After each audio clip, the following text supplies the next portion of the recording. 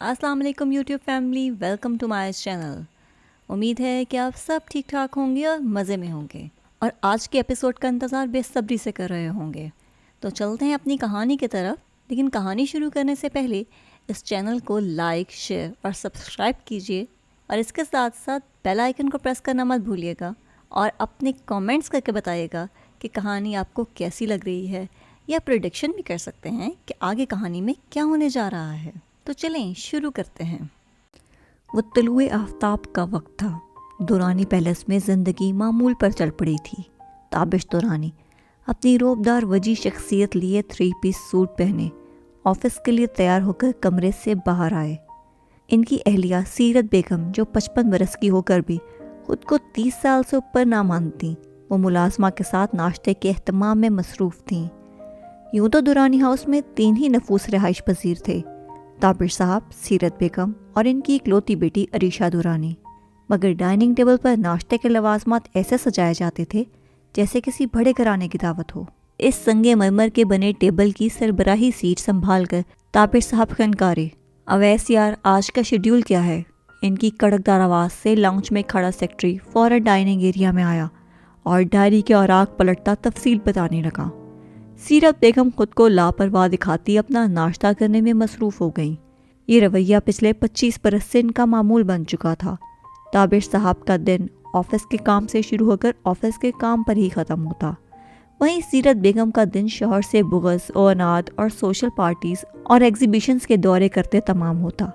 अपनी अपनी अना को तस्कीन देने के चक्कर में वो एक खुशहाल फैमिली की तरह तर्ज ज़िंदगी गुजारना नाफरामोश कर चुके थे, जिसका सबसे बुरा असर इनकी इकलौती बेटी अरीशा दुरानी पर पड़ा था। अरीशा की परवरिश इनकी नैनी यानी केयर टेकर ने की। उसने जब से होश संभाला था, डैड और मॉम को बेशतर औकात एक दूसरे से कतई गुफ्तगू या बहस और मुबाहिसा करते ही देखा था। प्यार और मोहब्बत से रहना, मियाँ बीवी के माबैन का रिश्ता, वालदैन की शफकत, बड़ों का एहतराम और छोटों से प्यार जैसी सिफात से वो अनजान थी। सीरत के बनिस्बत ताबिर साहब बेटी के लिए कुछ शफकत रखते थे। वो अपने फारिग वक्त में अरीशा के साथ पार्क के लिए निकल जाते, मगर पार्क में बैठे हुए भी वो सोशल मीडिया पर अपना मुकाम मुताला करने लग जाते और मासूम अरीशा बड़ी आंखों में नमी लिए इन्हें बस देखती रह जाती।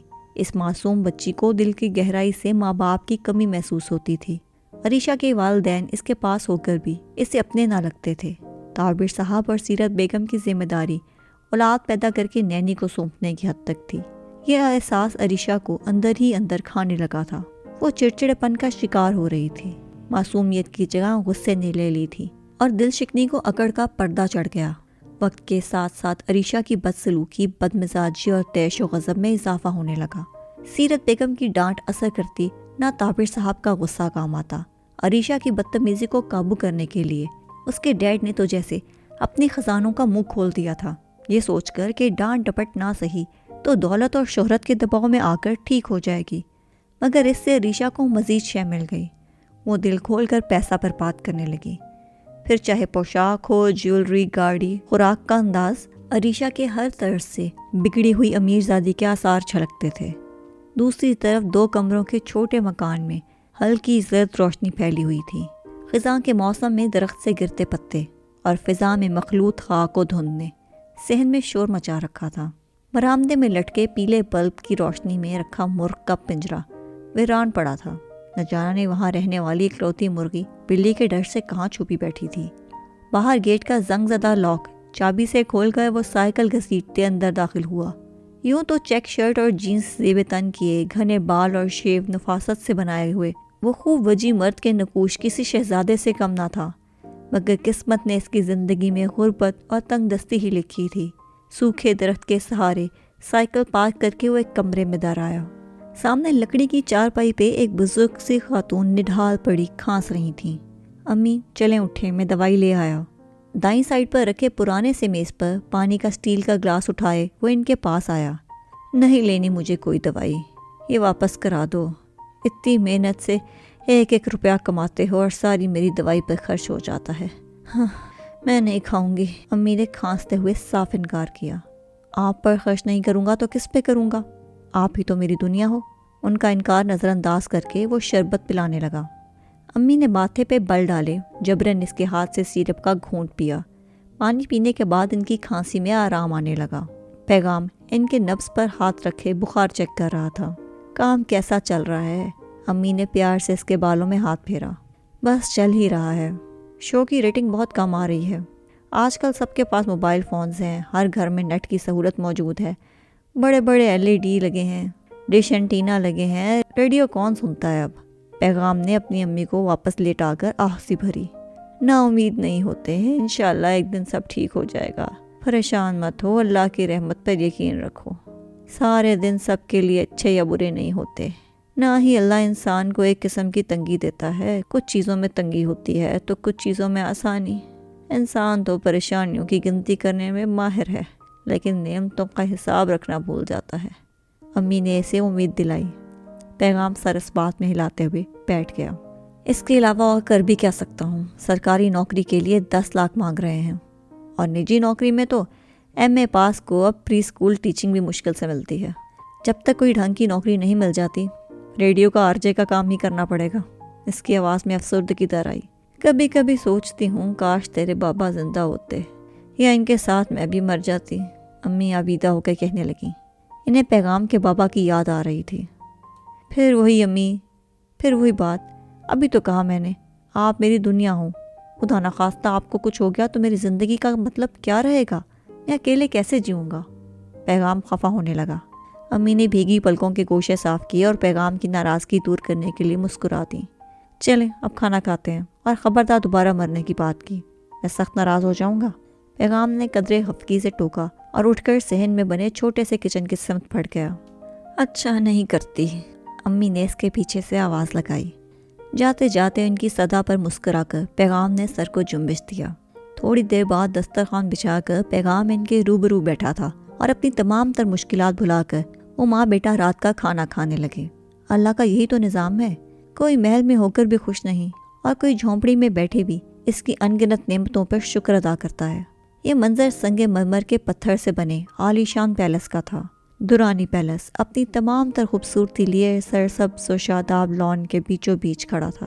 اس پیلس کا بڑا آہنی مین گیٹ برف جیسے سفید رنگ کا تھا۔ اندر داخل ہوتے ہی سرخ اینٹوں سے راہداری بنائی گئی، اور اس کی دائیں بائیں جانب سبز لان کا راج ہے۔ دائیں جانب لان میں گول میز اور 4 آرام دہ چیئرز رکھی گئی تھیں، اور دونوں اطراف کی کیاریوں میں رنگین پھولوں نے منظر کو مزید دلکش بنایا ہوا تھا۔ دوسری طرف بائیں جانب کے لان میں 2 ڈولفن کی شکل میں خوبصورت سا فوارہ بنایا گیا، جس سے ہر وقت صاف شفاف پانی بہتا آبشار کا سا منظر پیش کرتا۔ پوسٹ میں سے گزر کر دورانی پیلس کا لاؤنج شروع ہوتا ہے، جہاں ایک جانب بلیک اینڈ وائٹ کے امتزاج سے بنے صوفے رکھے ہیں۔ سینٹر ٹیبل پر کرسٹل کا گلدان رکھا ہے، جہاں روز سازہ پھول سجائے جاتے ہیں۔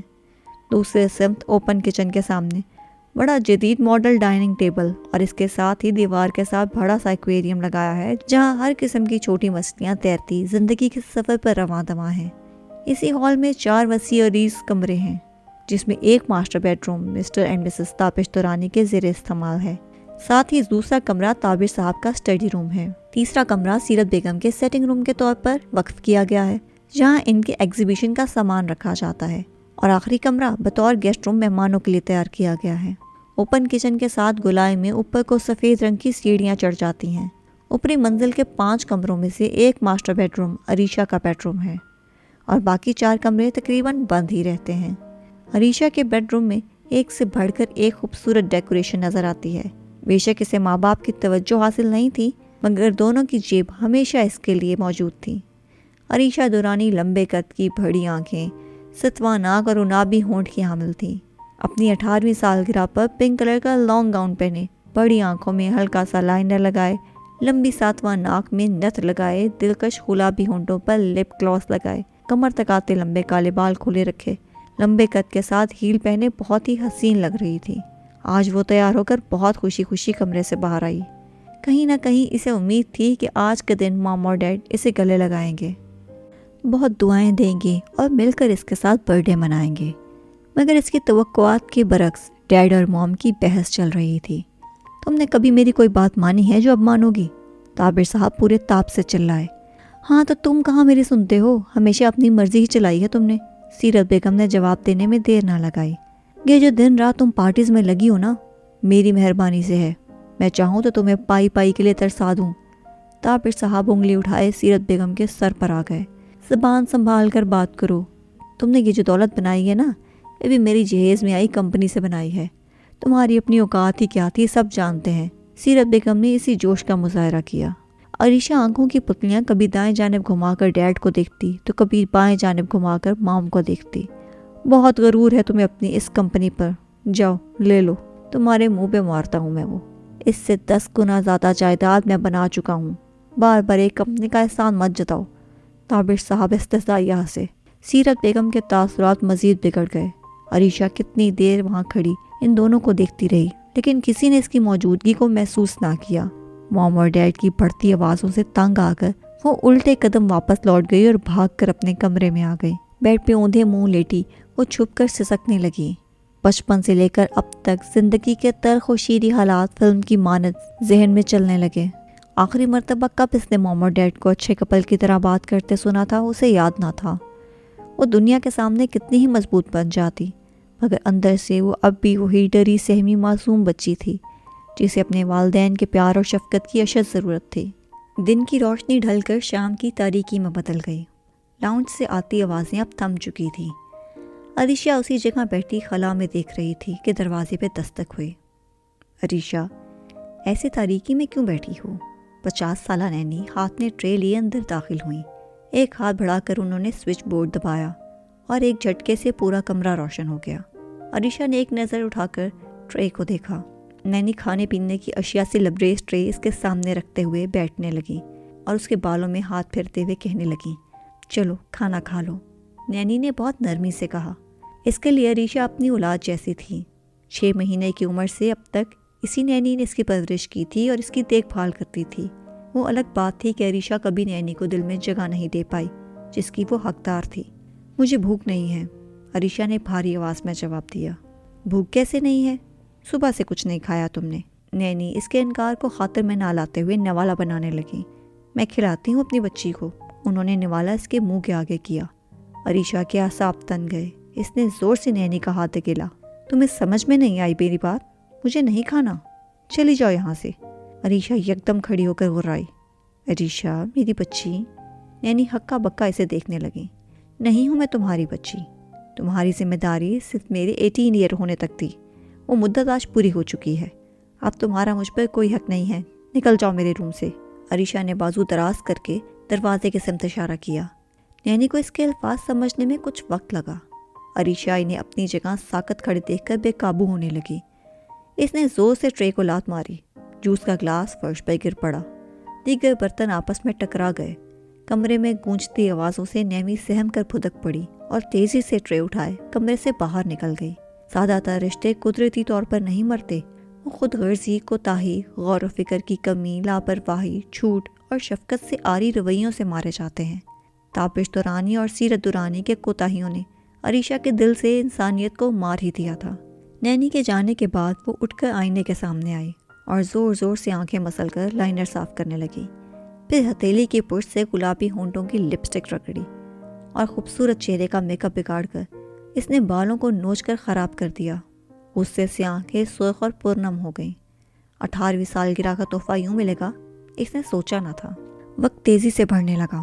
سردی کی شامیں لمبی اور خشک ثابت ہو رہی تھیں۔ اس دن تابر صاحب اپنی تمام در وجی شخصیت لیے 3 پیس سوٹ اور بوٹ میں تیار، خاکی بالوں کو سائڈ پر ٹکائے لمبے لمبے ڈگ بھرتے کالج میں پرنسپل صاحب کے آفس میں در آئے۔ صبح ہی صبح انہیں کالج کے عملے کی جانب سے کال کر کے اجلت میں بلایا گیا تھا۔ عریشہ تپے تاثرات چہرے پہ پھیلائے پہلے سے وہاں موجود تھی۔ ڈیڈی سے ایک نظر گھور کر پرنسپل صاحب کے سامنے تشریف فرما ہو گئے۔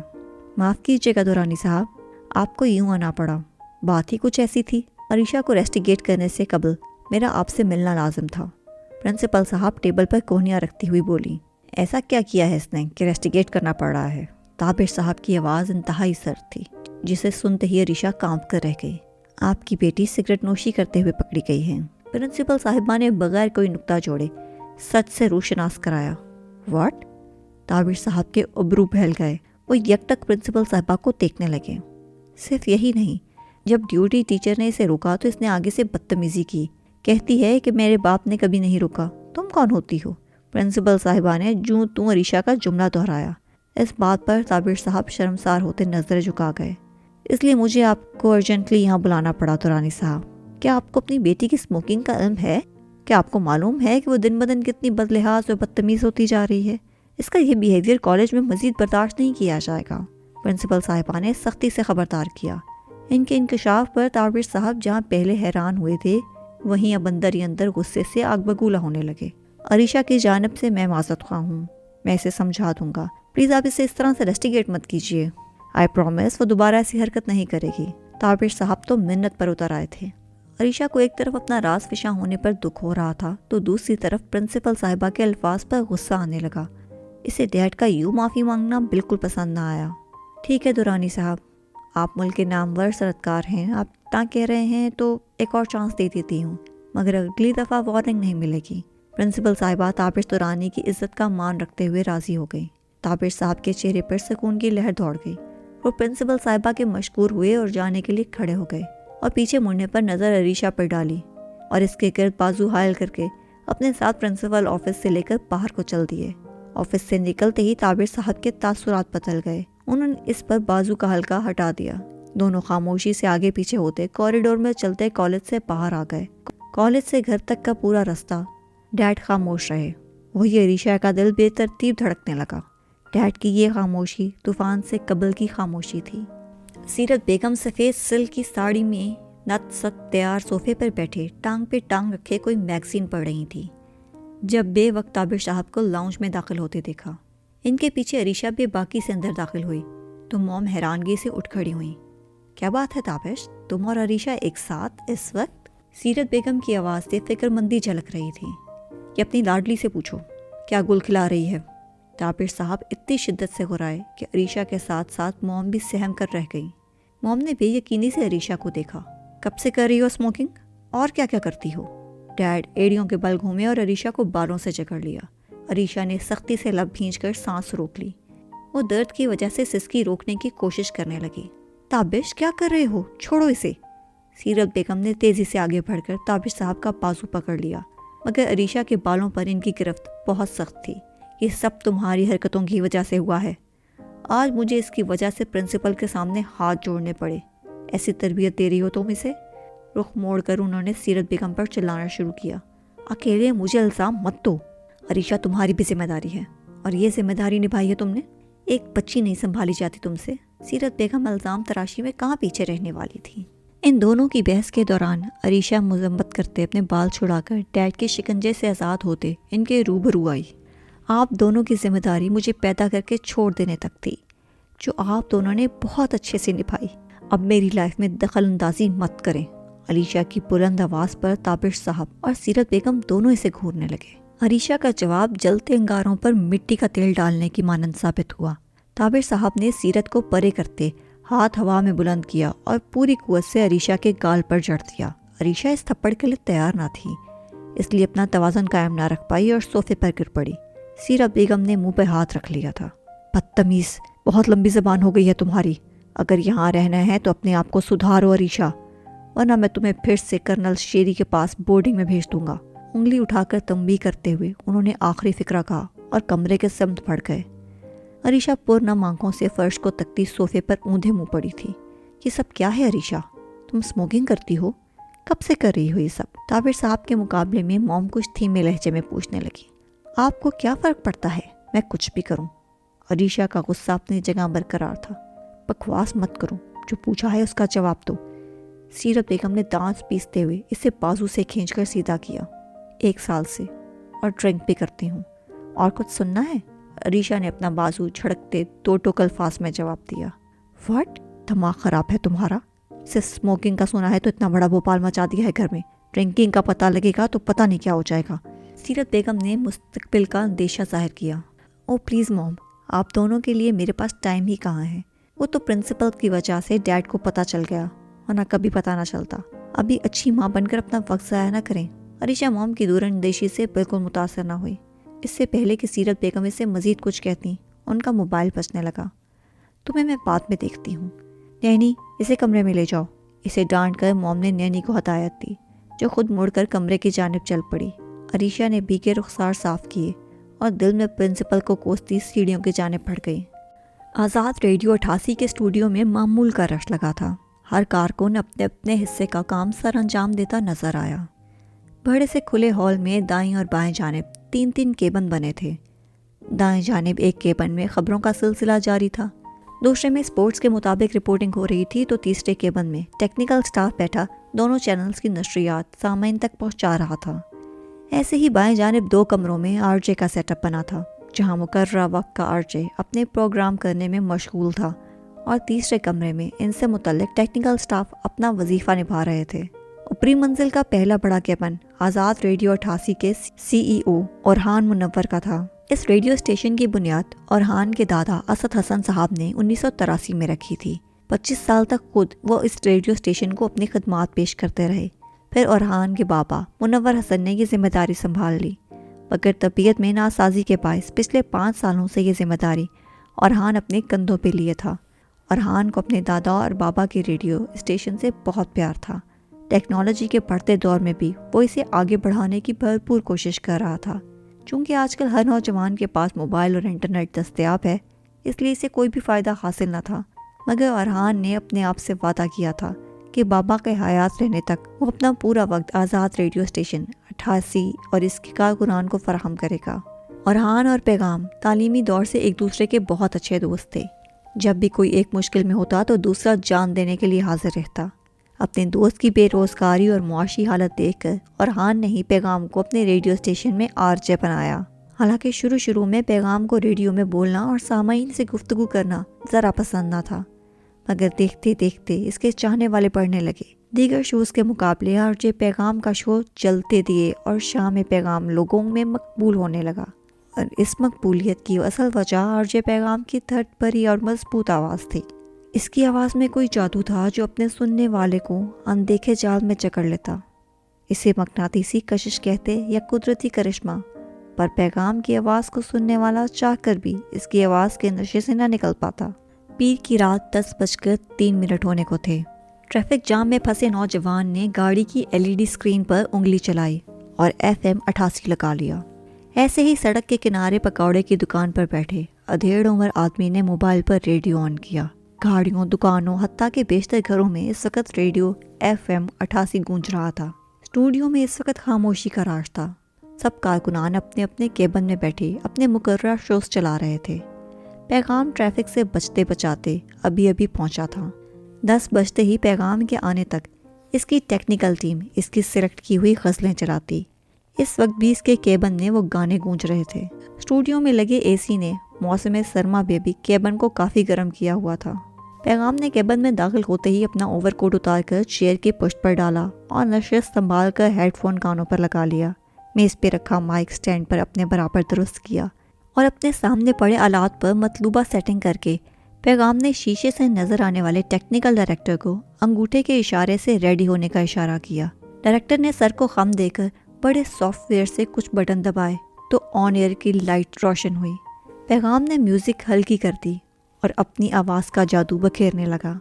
بسم اللہ الرحمن الرحیم، شروع کرتا ہوں ذات یکتا کے بابرکت نام سے۔ السلام علیکم پاکستان، جہاں جہاں میری آواز پہنچ رہی ہے ان سب سامعین کو میرا پیار بھرا سلام۔ اس وقت 10:15 ہو رہے ہیں اور مجھے کہتے ہیں آر جے پیغام۔ میں جلتے دیے پروگرام میں آپ سب کو خوش آمدید کہتا ہوں۔ امید کرتا ہوں آپ سب اللہ کے حفظ و ایمان میں ہوں گے، اس کی عطا کردہ ہر نعمت کے شکر گزار ہوں گے۔ بے شک وہ سب کا رازق ہے۔ تعارفی کلمات کے بعد وہ رکا اور اس نے میوزک کی آواز بڑھا دی۔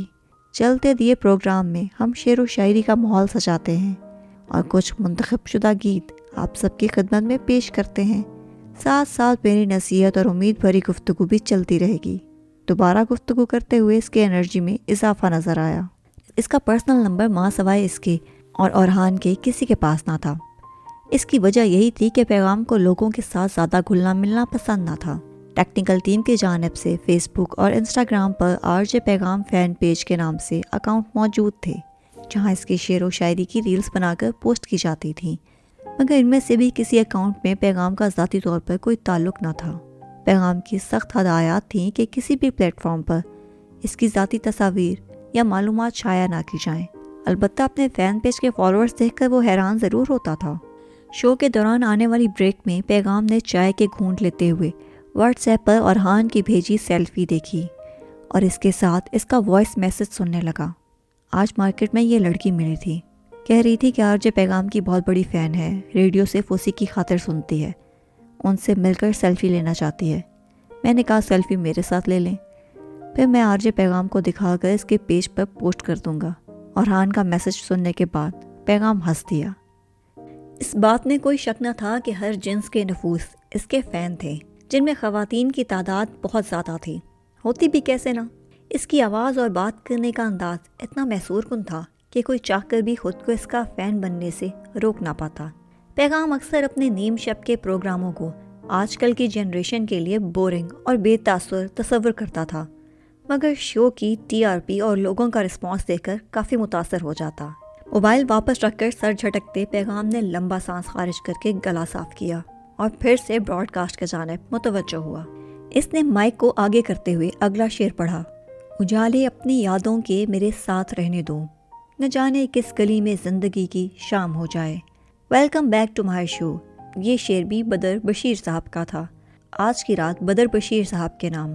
وہ مزید 1 گھنٹے تک یوں ہی گفتگو کرتا رہا، اشعار پڑھتا رہا اور 12 بجے ہی اشارہ ملتے الوداعی کلمات کہنے لگا۔ امید کرتا ہوں کہ آج کا شو آپ کو پسند آیا ہوگا۔ ملتے ہیں اگلے ہفتے، شب بخیر۔ آخری کلمات کہتے ہوئے اس نے مائک آف کیا اور شو ختم کر کے جانے لگا۔ پچھلے 2 سالوں سے یہی اس کا معمول زندگی تھا۔ اس کے زندگی میں ایسے فین مومنٹ کے واقعات عام تھے۔ آگے جا کر یہ سلسلہ کتنا بڑھنے والا تھا، یہ تو صرف وقت کو ہی پتا تھا۔ دوسری جانب عریشہ کی رو رو کر آنکھیں سرخ ہو گئی تھیں۔ کتنی زور کا مارا صاحب جی نے، انگلیوں کے نشان چھپ گئے ہیں گال پر۔ نینی اونی کپڑا ہلکا گرم کر کے عریشہ کے رخسار سیک رہی تھی۔ آپ کو پتہ ہے نینی، موم ڈیڈ اب تک الگ کیوں نہیں ہوئے، اب تک ڈائیورس کیوں نہیں لیا؟ عریشہ اس کی گود میں سر رکھے خالی نظروں سے چھت کو گھور رہی تھی۔ کیونکہ وہ ایک دوسرے سے محبت کرتے ہیں۔ جھگڑے کن میاں بیوی میں نہیں ہوتے، ان کی لڑائی جھگڑوں میں بھی پیار چھپا ہوتا ہے۔ نینی نے اس کی بات کا مثبت انداز میں جواب دیا۔ محبت؟ عریشہ نے محبت کا لفظ دہرا کر استہزائیہ کہکا لگایا۔ نینی کے گود سے سر اٹھا کر وہ ان کے روبرو بیٹھ گئی۔ او نینی، انہیں محبت صرف دولت سے ہے، ایک دوسرے سے نہیں۔ جانتی ہو جائیداد کا ایک بڑا حصہ دادا نے اپنی آخری وصیت میں میرے نام لکھا ہے، جو میرے 20 سال کے ہونے پر ملے گا۔ عریشہ کی آنکھوں میں افسردگی در آئی۔ اس لیے موم ڈیڈ کو ڈائیورس دے کر وہ حصہ اپنے ہاتھ سے جانے نہیں دینا چاہتے، اور نہ موم ڈیڈ کو چھوڑ کر انہیں اکیلے پورے جائیداد پر راج کرنا دینا چاہتی ہیں۔ ایک سرد سانس لے کر وہ پھر سے نینی کی گود میں سر رکھ گئی۔ یہ دولت اور جائیداد بھی کیا چیز ہے نینی، پیسوں کے لیے انسان اپنے ایمان تک کو بیچ دیتا ہے۔ زمانے کی تلخ حقیقت پر عریشہ نے سر جھٹکا۔ وہ تو سب ٹھیک ہے، پر تم یہ نشہ کرنا چھوڑ دو، یہ صحت کے لیے مضر ہے۔ نینی نے سمجھانا چاہا، پر عریشہ نفی میں سر ہلانے لگی۔ نہیں نینی، میں یہ نشہ نہیں چھوڑ سکتی، اس کے بغیر مجھے سکون نہیں ملتا۔ وہ اپنی عادت کے آگے مجبور تھی۔ سکون نشے سے نہیں، اللہ سے جڑ کر ملتا ہے۔ نینی کو اس کے انکار سے بہت برا لگا۔ بس کسی طرح یہ 2 سال گزر جائیں اور میرا وہ حصہ میرے پاس آ جائے، پھر میں اپنی زندگی اپنے طریقے سے شروع کروں گی۔ پھر مجھے بار بار ڈیڈ کی دھمکی، مام کی ڈانٹ نہیں سننی پڑے گی۔ سخت تاثرات بنائے، اس نے ارادہ پختہ کرتے ہوئے کہا۔ اس کے خطرناک ارادے جانچ کر نینی متفکر ہو گئی۔ عریشہ، تم غلط راستے پہ ہو، ابھی بھی وقت ہے، سنبھل جاؤ، انہوں نے قدرے سختی سے ٹوکا۔ نینی، میں مزید اپنا موڈ خراب نہیں کرنا چاہتی، گڈ نائٹ۔ عریشہ نے معنی خیز مسکان کے ساتھ جملہ کہا اور نینی کو کمرے سے باہر کرنے لگی۔ نینی نے روکنے کی کوشش کی، مگر عریشہ کسی کی کہاں سننے والی تھی۔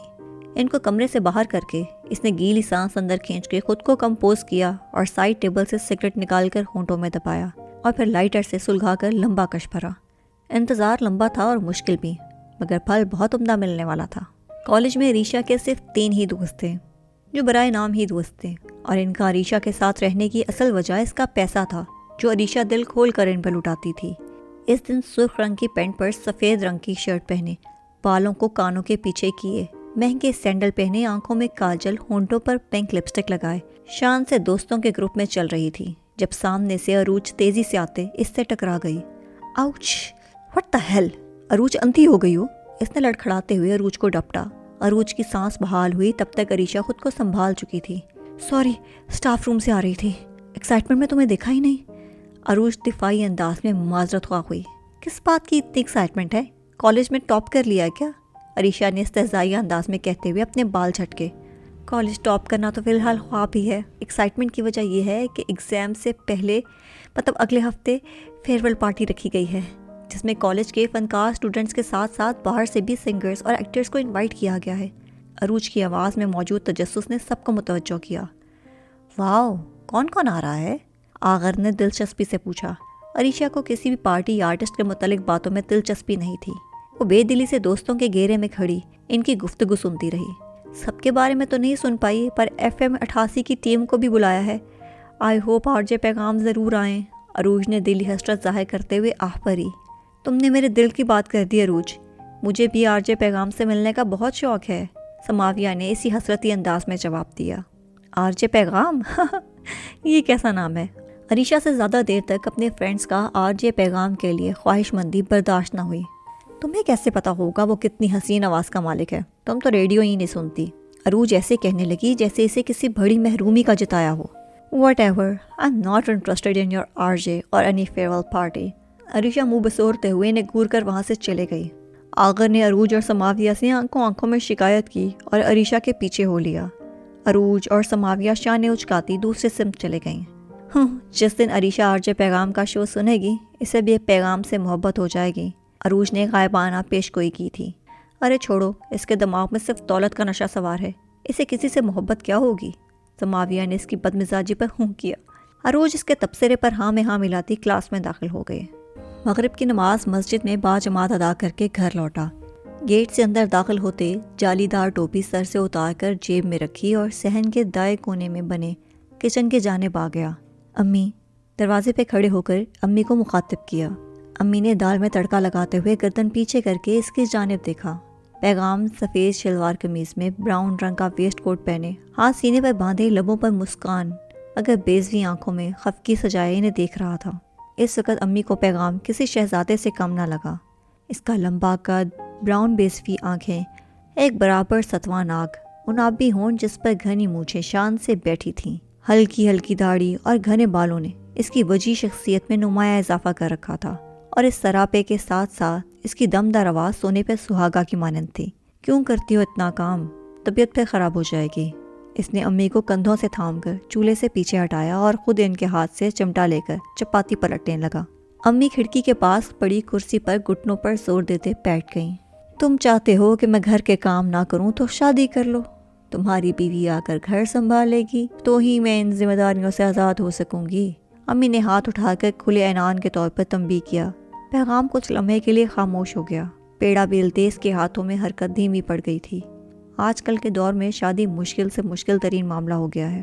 अम्मी, लोग अब ये नहीं देखते कि लड़का कितना ईमानदार है, कितना दीनदार है, कितना खुश अखलाक है, दीन और दुनिया के मामलात अच्छे से जानता है कि नहीं। वो एक ट्रांस की सी कैफियत में गोया हुआ। अम्मी को इसकी आवाज़ में मौजूद अफसरदगी महसूस हो गई थी। वो बिना खलल डाले सुनने लगी। अब तो लोग सबसे पहले ये देखते हैं कि लड़का कितना कमाता है, बंगला कितना बड़ा है, गाड़ी कौन से ब्रांड की है, नौकर चाकर कितने हैं। फिर चाहे लड़का किसी भी किरदार का मालिक हो, नशई हो या शराबी, उन्हें कोई फ़र्क नहीं पड़ता।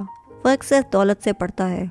मुआशरे की तल्ख हकीकत पर इसने लब भींचे। अम्मी उठकर उसके पास आई और दिलासा देने के लिए कंधे पे हाथ रखा। पैगाम ने माहौल गंभीर होते पाया तो खुशगवारियत से अम्मी का हाथ अपने हाथों में लेकर उन्हें चूमने लगा। आप फिक्र क्यों करती हैं? मैं अकेला सब कामों के लिए काफ़ी हूँ। ये देखें कितनी अच्छी चपाती बनाई है। इसने तवे पर से चपाती पलटकर अम्मी के सामने रखी। अम्मी इसके गाल थपथपाती हुई हंस पड़ी और पैगाम डिनर के बाकी इंतजामात करने पड़ गया। क्या दाल बनाई है अम्मी, आई लव इट। खाने के दौरान वो अम्मी के हाथ की बनी दाल की तारीफ किए बगैर ना रह सका। जानती हूँ तुम्हें बहुत पसंद है, तुम्हारे बाबा को भी बहुत पसंद थी मेरे हाथ की बनी दाल। अम्मी ख्यालों में खो गई। वाह, मेरे और बाबा की पसंद बहुत मिलती है। और क्या पसंद था इन्हें? पैगाम मुँह में निवाला डालते हुए पूछने लगा। सब कुछ। बहुत ही नरम खो थे। कुछ भी बना कर सामने रखती, खामोशी से अल्लाह का शुक्र अदा करते खा लेते। कभी खाने की बुराई ही नहीं की। तुम्हारी ये आदत बिल्कुल इन जैसी है। अम्मी ने अपने हाथों से निवाला बनाकर अपने नूरे चश्म के आगे किया। पैगाम की आंखें मासूम बच्चे की जैसे चमक उठीं और फौरन आगे झुककर इनसे निवाला खा गया। घर का ऐसा तवाज़ुन कायम रखना औरत के हाथ में होता है अम्मी। آپ نے بابا سے کبھی غریبی کی شکایت ہی نہیں کی، کبھی کوئی خواہش ظاہر ہی نہیں کی۔ پاپا کی حق حلال کی 2 وقت کی کمائی میں ساری عمر کاٹ تھی، بھلا ایسی بیوی کو کوئی برا کہہ سکتا ہے؟ پیغام نے جواب میں امی کی وہ صفات بیان کی جو بہت کم خواتین میں پائی جاتی ہیں۔ اللہ کا ہر حال میں شکر ادا کرنا چاہیے بیٹا، اس کی رضا میں راضی رہنا ہی تو زندگی کا اصل نام ہے۔ امی کی منطق پر پیغام ہم رائے تھا، کوئی سمجھے تو۔ پیغام نے بے ساختہ آہ بھری، اللہ سب کو راہ راستے، آمین۔ امی نے دعا دی، آمین۔ پیغام نے ان کی دعا پر آمین کہہ کر امید کی نئی لو جلائی اور اپنا کھانا ختم کرنے لگا۔ کسی کی بری نظر نہ لگے میرے بچے کو، یا اللہ اسے ہمیشہ اپنے حفظ و ایمان میں رکھنا۔ امی فخریہ نظروں سے اپنے سمجھدار اور ہونہار بیٹے کو دیکھتے دل ہی دل میں دعائیں دینے لگیں، مگر وہ پیغام کا یہ روپ پھر کبھی دیکھ پائیں گی یا نہیں، اس بات کا تعین وقت ہی کر سکتا تھا۔ دوسری طرف دورانی ہاؤس میں ڈائننگ ٹیبل روز کی طرح سجایا گیا تھا، تو سیرت بیگم اپنے فرینڈ گروپ میں آنے والے ایونٹ کی تفصیلات شیئر کر رہی تھیں۔ عریشہ چائنیز رائس سے بھرا چمچ منہ میں ڈالتے ٹک ٹاک پر ویڈیوز دیکھنے میں مگن تھی۔ نیز کھانے کے دوران پاس ہو کر بھی وہ ایک دوسرے کے ساتھ نہیں تھے۔ تینوں نفوس اپنی اپنی مصروفیات میں مگن صرف پیٹ کی ضرورت پوری کرنے کو کھانا حلق سے نیچے اتارنے آئے تھے۔ ڈنر کے اختتام پر سب سے پہلے عریشہ اٹھ کر اپنے کمرے میں چلے گئی۔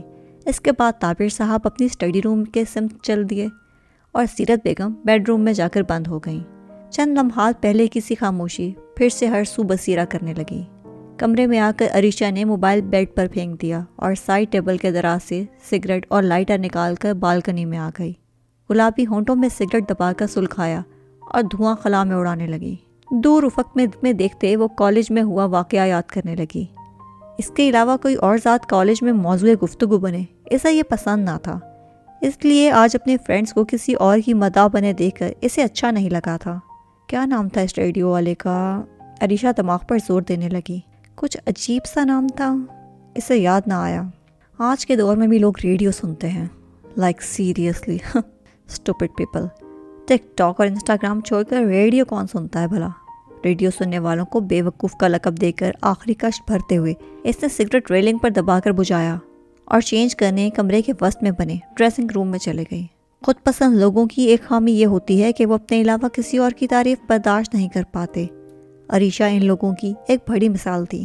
جمعرات کی رات آسمان پر بادلوں کا گرفت پڑ کر ہلکے بوندا باندی میں تبدیل ہو گیا۔ موسم سرما کی سرد رات اور ہلکی بارش نے خوشگوار سا منظر عام کر دیا تھا۔ سبھی شہری اپنے گھروں میں گرم کپڑوں میں ملبوس ہیٹر کے سامنے بیٹھے چائے اور خشک میوے کے مزے لیتے ہینڈ فریئر کانوں میں لگائے ہوئے تھے۔ شب پیغام شو شروع ہونے میں کچھ ہی لمحے باقی تھے، اس لیے ایف ایم سننے والوں نے ابھی سے خود کو اس سفر میں جڑنے کے لیے تیار کر دیا۔ السلام علیکم پاکستان، اس کی جوش بھری آواز مائک میں گونجی۔ جہاں جہاں تک میری آواز پہنچ رہی ہے سب کو میرا پیار بھرا سلام۔ امید ہے کہ آپ سب ٹھیک ٹھاک ہوں گے اور خوش باش ہوں گے اور برسات کے آغاز کو انجوائے کر رہے ہوں گے۔ پیغام کا گلا خراب ہونے کے باعث وہ بمشکل بول پا رہا تھا، مگر مائک پر آتے ہی اس کا جذبہ بیدار ہو گیا۔ شب پیغام میں آپ سب چاہنے والوں کو تہہ دل سے خوش آمدید کہتا ہوں۔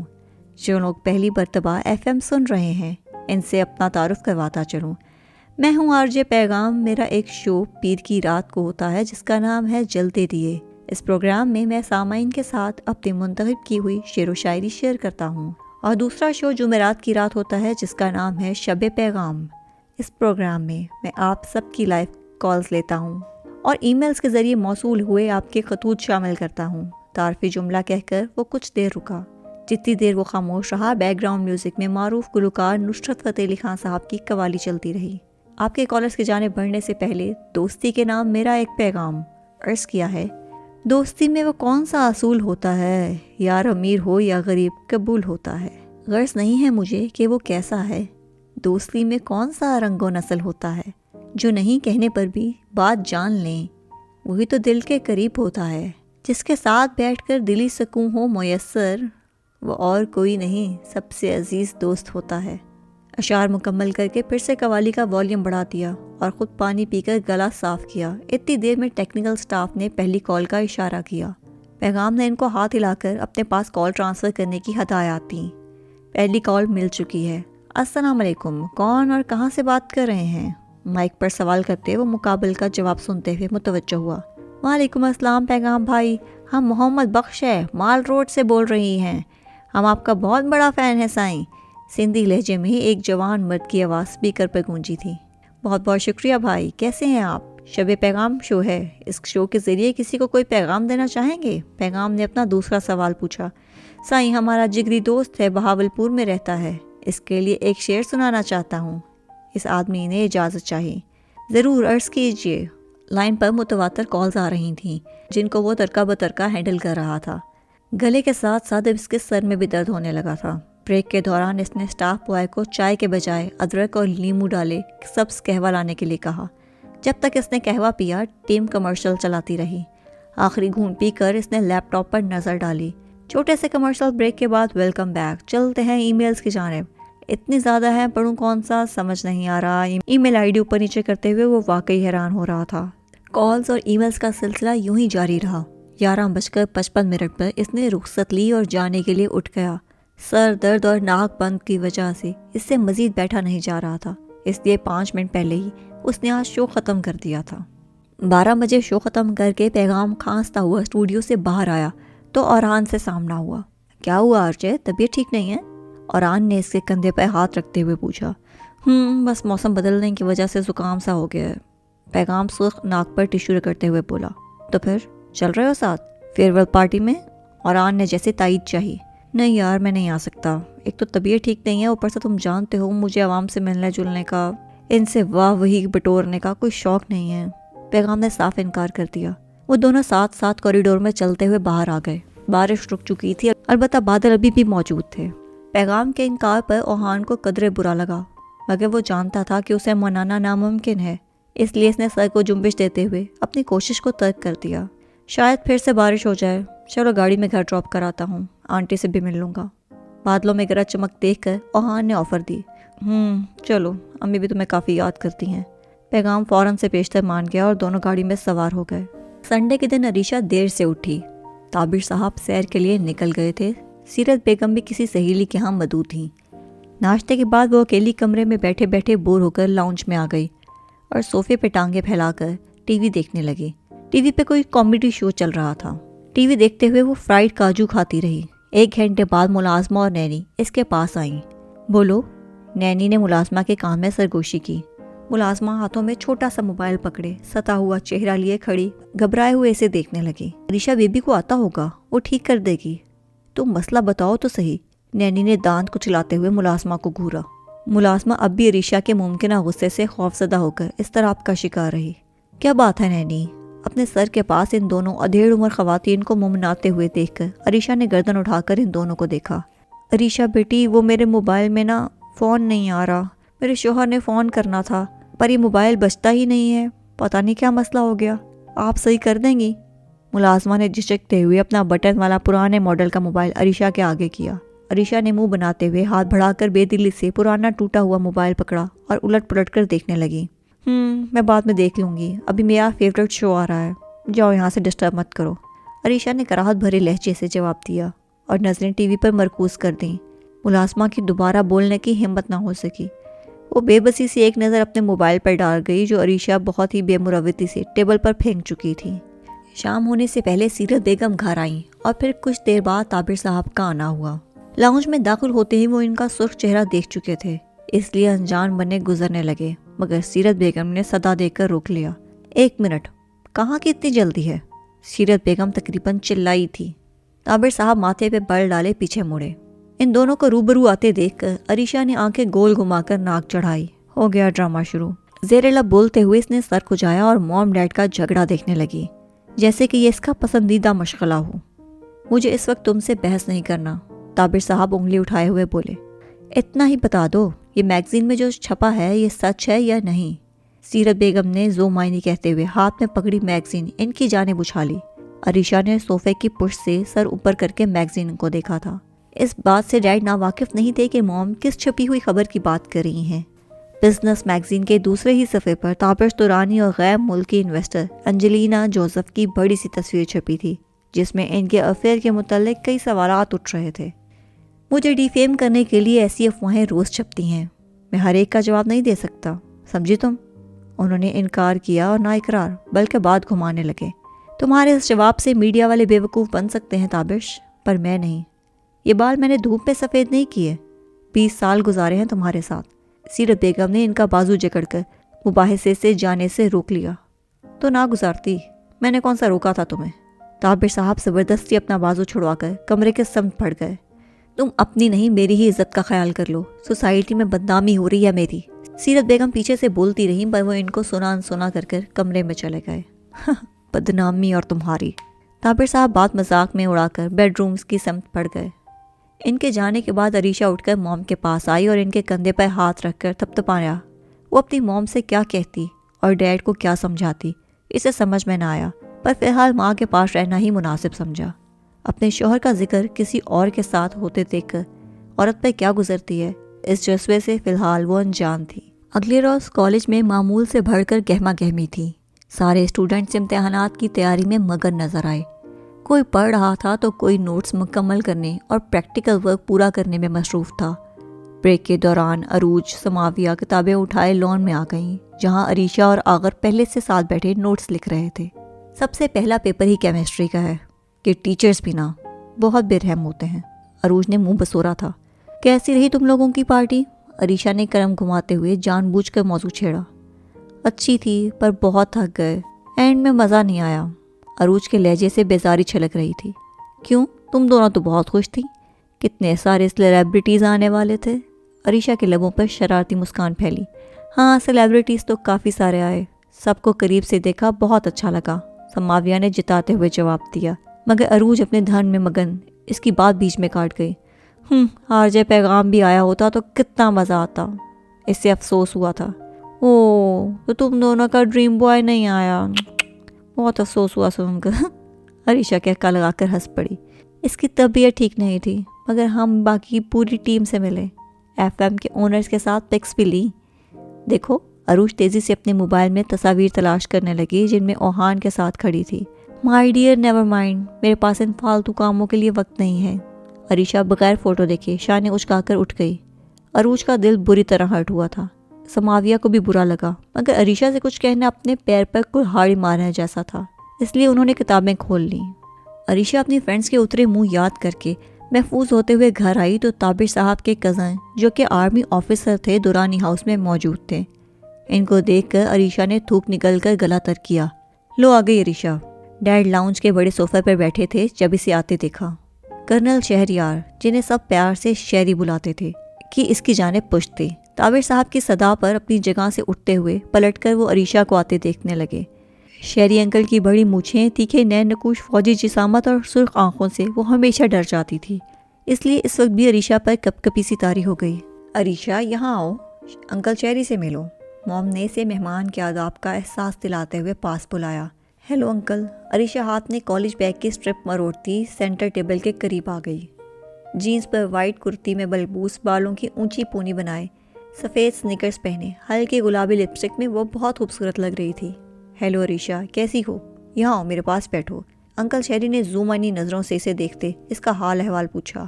عریشہ ان کے قریب نہیں جانا چاہتی تھی، مگر موم اور ڈیڈ کی نظریں خود پر محسوس کرتے ہوئے بھاری قدم اٹھاتی ان کے ساتھ صوفے پر جا بیٹھی۔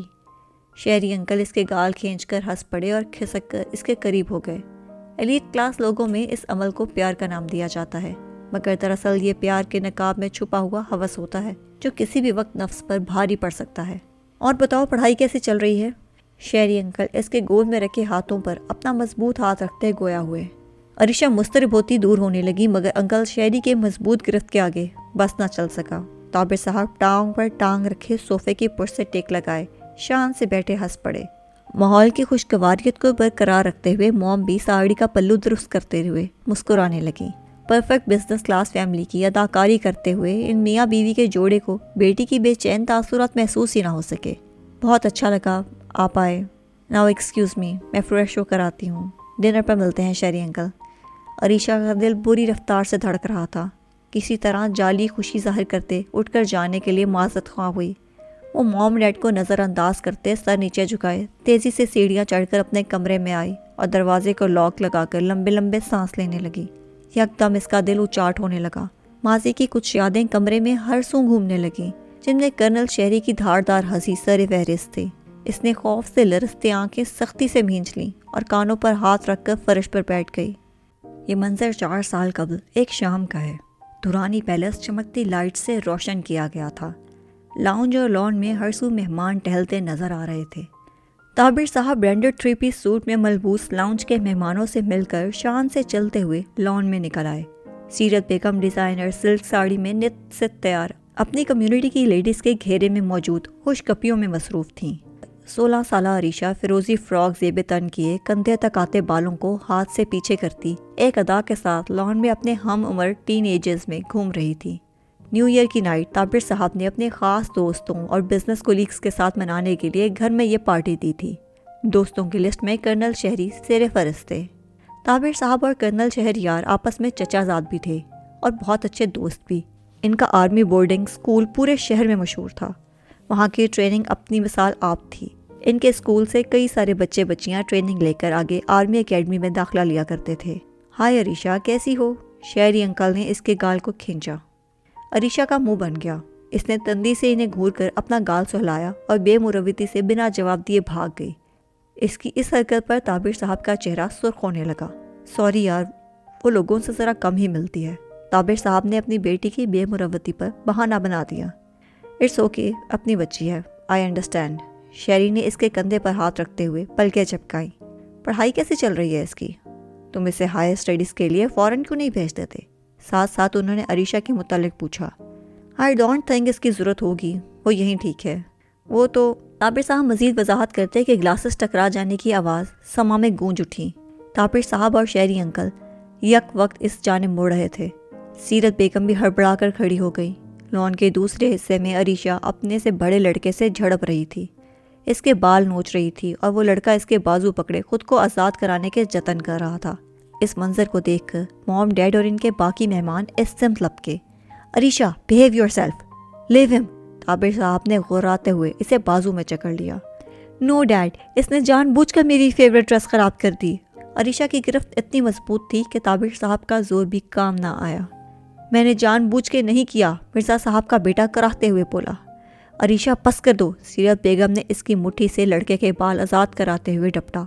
अरीशा ने अफसोस से तेज से सांस लेते मॉम को परे किया तो वो लड़खड़ाते हुए कुछ कदम पीछे हो गई। इसकी इस रद्द अमल पर ताबिर साहब ने आगे आकर हवा में हाथ बुलंद किया और इसे जोर से थप्पड़ दे मारा। अंदर जाओ। वो दांत पर दांत जमाते हुए गुर्राए। पर डैड, इसकी गलती थी। अरीशा ने रंधी हुई आवाज़ में सुर्ख गाल पर हाथ रखे अपना दिफा करना चाहा, मगर डैड ने इसकी एक ना सुनी। मैंने कहा अंदर जाओ। नैनी, इस पर चिल्लाकर उन्होंने अरीशा की केयर टेकर को सदा लगाई। वो खातून हाथ बांधे सर नीचे किए तेज़ी से सामने हुई। ले जाओ इसे, दोबारा ये यहाँ नज़र ना आए। डैड ने रोबदार आवाज़ में हुक्म दिया और अरीशा की तरफ इशारा किया। नैनी सर को खम देती अरीशा को मजबूती से थामे अंदर लेकर चले गई। अरीशा ने जाते जाते भीगी नज़रों से मॉम और डैड को देखा था। I am really sorry, she is very possessive kid. इसके घर के अंदर जाने के बाद ताबिर साहब मुड़े और चेहरे पर बिजनेसमैन का मुदाफी मुस्कान सजाए माजरत हुआ हुए। हाँ, खाना लग चुका है, चलिए सब डिनर करते हैं। माहौल के तनाव को कम करने के लिए सीरत बेगम भी गोया हुई। अपने अपने ग्रुप्स को डाइनिंग हॉल में ले जाते हुए सीरत बेगम और ताबिर साहब ने एक दूसरे को घूरा ज़रूर था। दूसरी तरफ अरीशा अपने बेडरूम में आते ही ज़ोर ज़ोर से चिल्लाने लगी। इसका गुस्सा कम होने का नाम ही नहीं ले रहा था। मलाल से चीखते हुए इसने अपना ड्रेस पारा पारा कर दिया। अब इसे कुछ महसूस हुआ और वो कहका लगाकर हंसती हुई चेंज करने चले गई।